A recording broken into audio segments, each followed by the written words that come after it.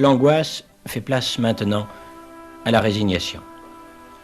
Face à la crue, les réactions sont différentes selon les individus. Mais les préjudices subis par les inondés sont par contre les mêmes, qu'ils soient moraux ou matériels.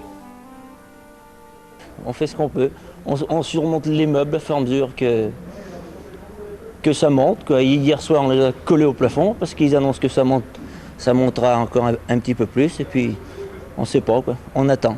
Et vous vivez à l'étage alors? Tout ce qu'on a pu, on l'a monté. Et puis, tout ce qu'on n'a pas pu, on l'a surélevé. Et puis, voilà, on vit comme ça. On attend que ça se passe. Et le chauffage? Il n'y en a pas du tout. On vit sans chauffage, sans rien du tout. Voilà. Et vous arrivez à dormir quand même? Ben oui, il faut bien.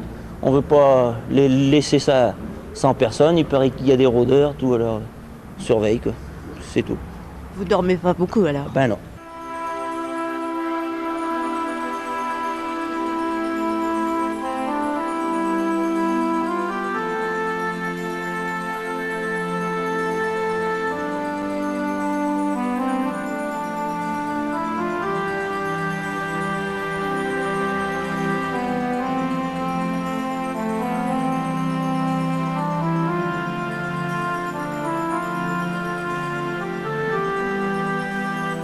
Beaucoup céderont à la curiosité. On viendra de toute la région pour voir la crue et découvrir les aspects insolites qu'elle donne aux lieux familiers.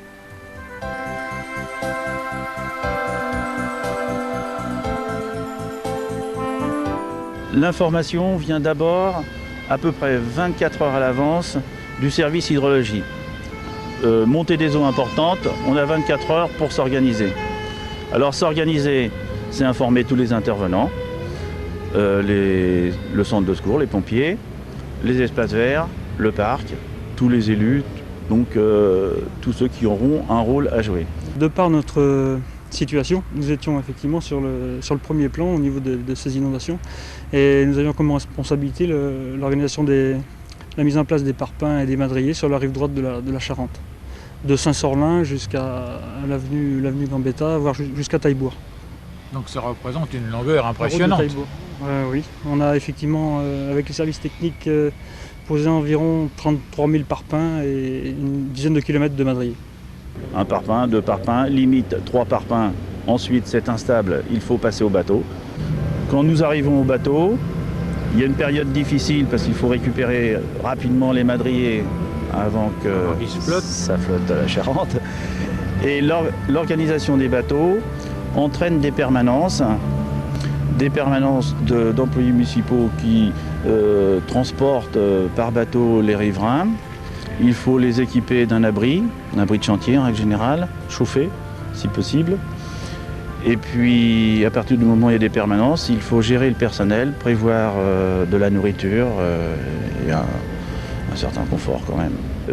Pour une période qui dure quelques jours, bien souvent dans l'eau, sous la pluie, et à des heures inhabituelles, voire la nuit. Avec l'approche de la nuit et sous la pluie qui ne cesse de tomber, l'inquiétude grandit. Des hommes et des femmes se préparent encore à vivre des moments difficiles. Et pourtant, demain, c'est dimanche.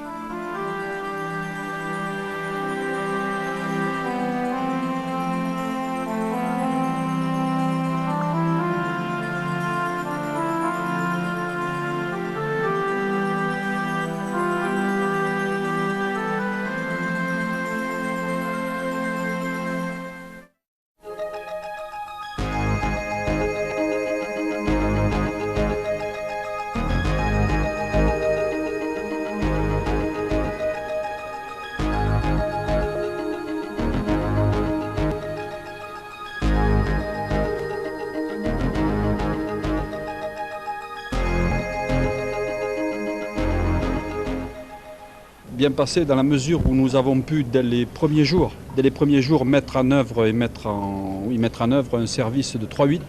Autrement dit, les services techniques faisaient 3-8 avec les pompiers. Tout cela en parfaite coordination, ce qui a permis de travailler efficacement, je pense, tout en essayant quand même de faire reposer au maximum les gars, puisque c'est quand même pénible d'être les pieds dans l'eau, surtout de nuit. Tout le monde se sent très motivé dans des cas comme cela. Personne ne rechigne, tout va très bien. Et comment tout le monde casse la croûte alors? Tout le monde casse la croûte au début comme il pouvait, c'est-à-dire avec pas mal de sandwichs. Mais ensuite a été établi un système de cantine.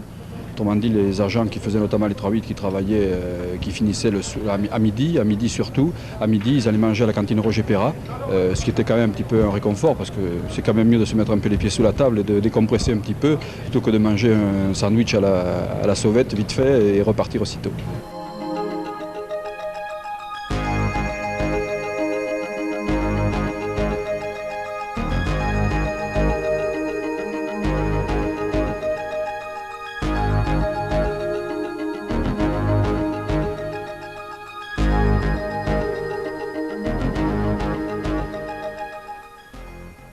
On reste là 24 heures sur 24, puisque c'est notre outil de travail. On ne tient pas à tout perdre pour une crue.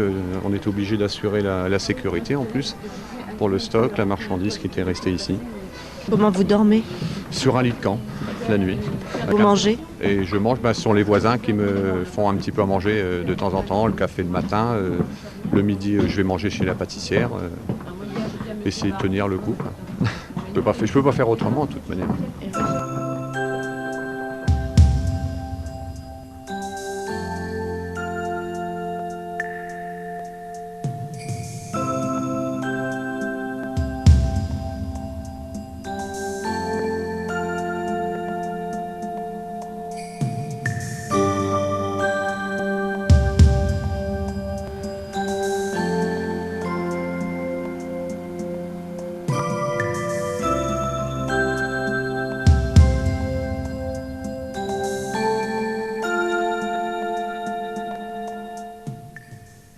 J'ai quitté ma maison, beaucoup de choses n'ont pas pu être sauvées, je ne peux plus y aller, il y en a plus qu'une hauteur de cuissarde, je suis complètement isolée, j'ai été abandonnée une nuit avec seulement une bougie puisque je n'avais plus moyen de sortir. Et quand on vous dit qu'on s'organise et qu'on le vit bien, c'est faux. On le vit très mal, même si on donne une image à l'extérieur, mais c'est pas la réalité. Vous aviez appelé les pompiers et puis ils n'ont pas pu venir. Hier soir encore, j'ai appelé les pompiers, il était 10h, parce qu'on avait déjà surélevé un piano. Ils baignent à l'heure actuelle. Ils m'ont répondu qu'ils étaient surchargés de travail et je les comprends. Je n'ai pas insisté parce que je pense qu'il y a des cas encore plus graves que le mien. Mais bon, on laisse, on ne peut plus.